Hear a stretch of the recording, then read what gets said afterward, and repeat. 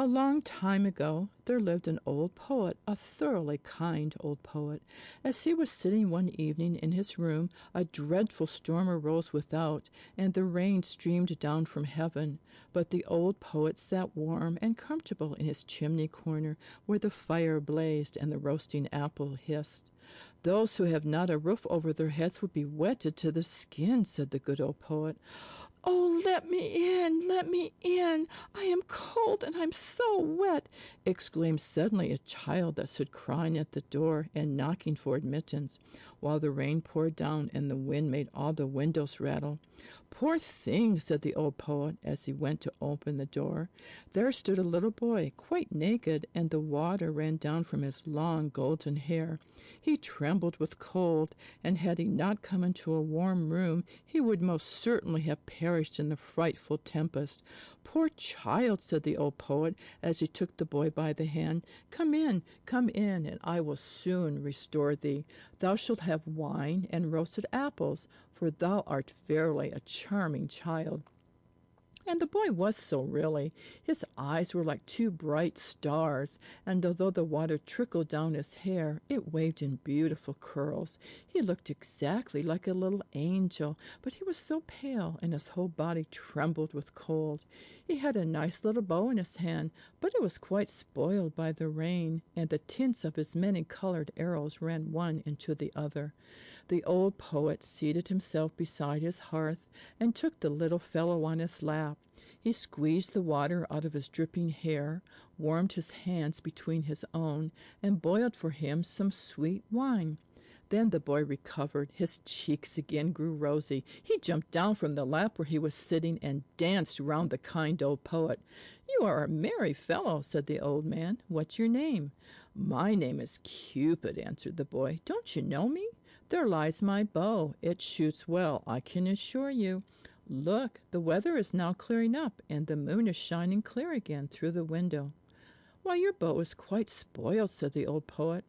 "That were sad indeed," said the boy, and he took the bow in his hand and examined it on every side. "Oh, it is dry again, and is not hurt at all. The string is quite tight. I will try it directly." And he bent his bow, took aim, and shot an arrow at the old poet right into his heart. "You see now that my bow is not spoiled," said he, laughing, and away he ran.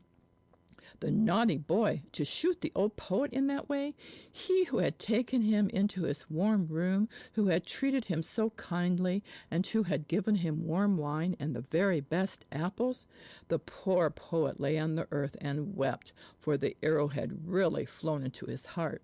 "Fie," said he, "how naughty a boy Cupid is! I will tell all children about him, that they may take care and not play with him, for he will only cause them sorrow and many a heartache." And all good children to whom he related the story took great heed of this naughty Cupid, but he made fools of them still, for he is astonishingly cunning. When the university students come from the lectures, he runs beside them in a black coat and with a book under his arm. It is quite impossible for them to know him, and they walk along with him arm in arm, as if he, too, were a student like themselves. And then, unperceived, he thrusts an arrow to their bosom. When the young maidens come from being examined by the clergyman, or go to church to be confirmed, there he is again close behind them. Yes, he is forever following people. At the play he sits in the great chandelier and burns in bright flames, so that people think it really is a flame, but they soon discover it is something else. He roves about in the garden of the palace and upon the ramparts. Yes, once he even shot your father and mother right in the heart. Ask them only, and you will hear what they'll tell you. Oh, he is a naughty boy, that Cupid. You must never have anything to do with him. He is forever running after everybody. Only think, he shot an arrow once at your old grandmother.